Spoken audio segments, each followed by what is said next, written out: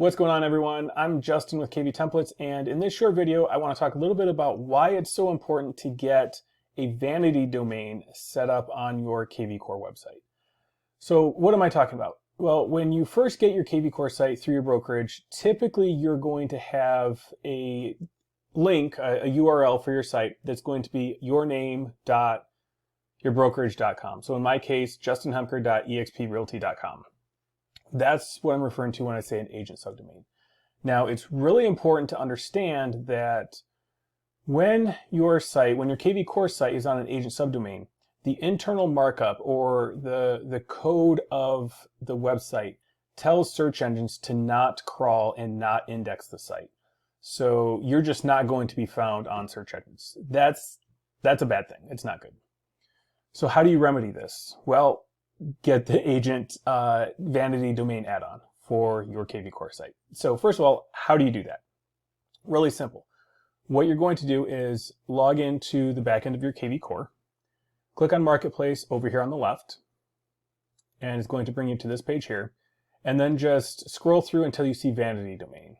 So right here, you're going to click on Learn More, and then, you can read through this. Just know that as of the taping of this video, today is March 8th, 2023. It's $11 a month. It is a well-spent $11 a month. Why they charge for it, I don't honestly know. I guess there is a little bit of DNS work that goes into this, so I guess I can justify the cost. But it's only $11 a month. Yes, it's one more recurring payment that you have for real estate, but it is what it is, right? So you're going to click on Add to kvCORE, and it's going to bring you to this form that you have to fill out, basic information. And what this does, what the form allows them to do, is it gives authorization to contact your broker and your MLS. You see, any domains, any new domains that are going to be showing an IDX feed have to be approved by your MLS. So this allows them to contact your MLS to tell them, hey, we have a request to put your feed, your IDX, onto this particular domain. It gets approved, and then they can go ahead and set up your kvCORE site to run on your own domain. There's also, if you scroll down, you can see that they're going to ask for your domain registrar information. So they will need to log in to wherever you purchased your domain so they can set up the DNS records. They're actually changing the name server, if you know much about that. It's geeky internet stuff, don't worry about it. They're going to set it up for you. You just have to purchase whatever domain you want to use. More about that in a second. All right, scrolling on down, they are also going to ask you to put in billing information. So you'll get charged $11 a month every month as long as you have your agent add-on domain.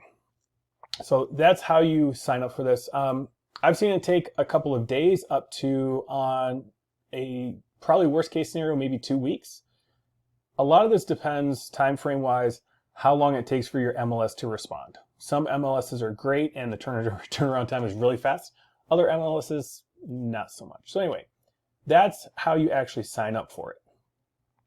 Now, in terms of finding a domain, there are a lot of registrars out there. You can choose who you want to use. Personally, I recommend using Namecheap. I've used them for decades, and customer service is top-notch. They're rock solid. It's stable. We don't have, DNS outages or anything like that. So I highly support Namecheap, and I will drop a link underneath this video somewhere. You can just click on it and purchase, whatever domain interests you. So when it comes to actually picking out a domain, stick with the .com. For our Canadian clients, .ca is acceptable. I would stay away from any of the new types of domains like .properties or .real estate. It may sound nice at the beginning because it has something to do with what we do. The problem is the general public isn't ready for those. They don't understand that that is part of the domain. So typically what they expect is a .com. So if you had .properties, let's just say I bought justinhemker.properties. When people type in that URL, they're going to put in justinhemker.properties.com because they're just so used to everything ending in .com, they don't realize that .properties is actually the domain. So stick with the .com or a .ca. Other than that, once it's set up, the next thing you want to do is submit your sitemap to Google for indexing. This will help your site get found quicker. It'll help your site get crawled quicker, so your pages can start showing up, so when people search for you, they can find you. That's a good thing. So how do you do that? Well, what you'll want to do is, obviously you do have to have a Google account to do this. So if you don't have a Google account, just create one. You don't necessarily need to make Gmail if you're using Outlook or something like that. You can use your existing email, but create a Google account. And what you're going to do is just search for Google Search Console. All right, this is what's going to come up, and you can just click on this first link. It's going to bring you to this page. Click on Start Now, and you can see I'm already signed in. If you're not signed in with your Google account, you will need to sign in. It brings you to this page. Now, you have two options here, okay? One is to basically do the domain authentication. Another is a URL prefix. Ideally, you want to do domain authentication, okay? This is a more robust way of doing it.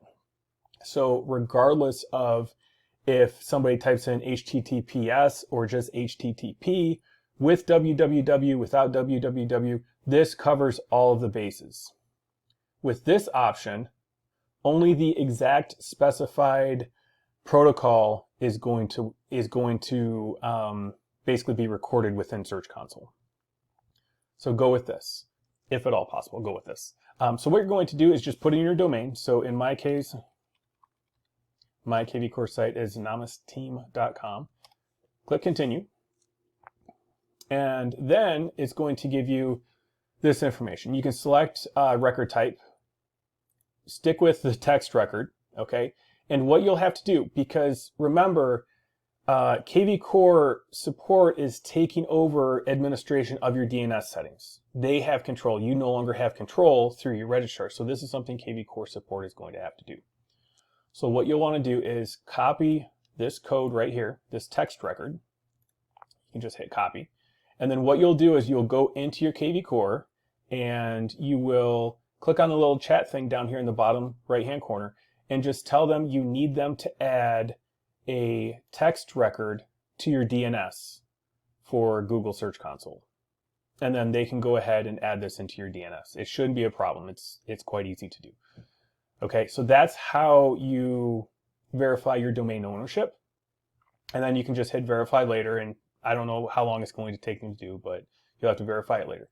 So once you get the okay that it is verified, you will probably have to go back in here. You may have to re-add the property. I'm not really sure. I haven't had to do this in a long time to get it verified through kvCORE. But you may have to just put this back in here and then hit verify, and it should come right up. Now, once it's verified, I'm going to switch tabs here. Once it's verified, you may have to click up here in search property to actually find your domain. You're going to click on that. This is what it's going to come to. All right. To submit your sitemap, over here on the left, click on Sitemaps, and you're going to put in the URL for your sitemap right here. Now, for kvCORE sites, it's going to be your domain /sitemap.php. And you want to put in the entire domain with protocol. So it would be https://www.namasteam.com/sitemap.php. That PHP. That's what would be in my case. Obviously, change this to whatever your domain is. And then hit submit, and it will tell you whether or not it has found a valid sitemap. So that's all there is to submitting your sitemap. If you really want to get into it and kind of maybe speed things up a little bit, you can do a URL inspection. And essentially what you do is you put in your domain here, and this can be done for any single page. So let's say you create a new page and you want them to index it more quickly. You can just put the full qualified URL up here for that new page, and they'll get around to it when they get around to it. And you can see here, my page is indexed. You can see I have one invalid item detected, and that is because I have a video that's embedded. It's a YouTube video, and I think I didn't put a title tag on it or something like that. So this really isn't an issue. It is indexed. So that's how you can perform somewhat quick crawls. So obviously, if I wanted them to recrawl this, I would just hit request indexing, and they get around to it when they get around to it. It's pretty quick in most cases. So that's how you add your domain to Google Search Console. And that, like I said, should pick up crawling of your website much quicker. Again, in order to get it crawled, you do have to have the Vanity Domain add-on. Other than that, I'm trying to think if there's anything else that you really need to know.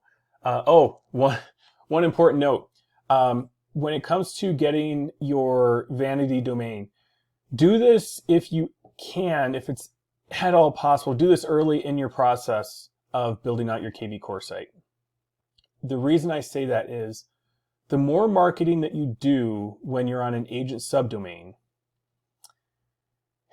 unfortunately, when you switch to a Vanity domain, any links that you have previously created are no longer going to work, and they are not going to be redirected to your new domain. If anything, they're redirected to your office's kvCORE site. So imagine, if you will, maybe you've been on an agent subdomain for 2 years and you've done a whole bunch of marketing. Your agent subdomain URL is out there in the world, and you switch to a Vanity domain. All your marketing efforts, any links are no longer going to work. Any landing pages, any squeeze pages you've created in kvCORE are no longer going to work. Those links just aren't going to be active anymore. So do this early. Okay, that is really about it. One thing to note is if you try to view your sitemap, and you can see I've got the URL up here. I'm just going to hit enter. It brings you to this page. This is an XML. It's structured markup. These links are zipped, essentially zipped files. So each one of these has a whole bunch of links within it. You can't edit this. Like, you cannot edit the sitemap. So this is automatically going to include all of your links on your website, and it gets updated quite frequently. So it may take a little bit for a new page to be added to this, but it will be automatically. You can see last modified. Mine was actually updated today. I'm sure it's on some sort of interval to automatically be updated. But yeah, I think that's about it. Like I said, look below this video. There will be a link to Namecheap if you want to use them. There are a ton of registrars out there. There are some big ones, some very well-known ones that I'm not going to name. I'm also not going to recommend them because I've had issues with them in the past. But Namecheap has been absolutely great for me. So if you all have any questions, need some help, feel free to reach out anytime. We are always here to help.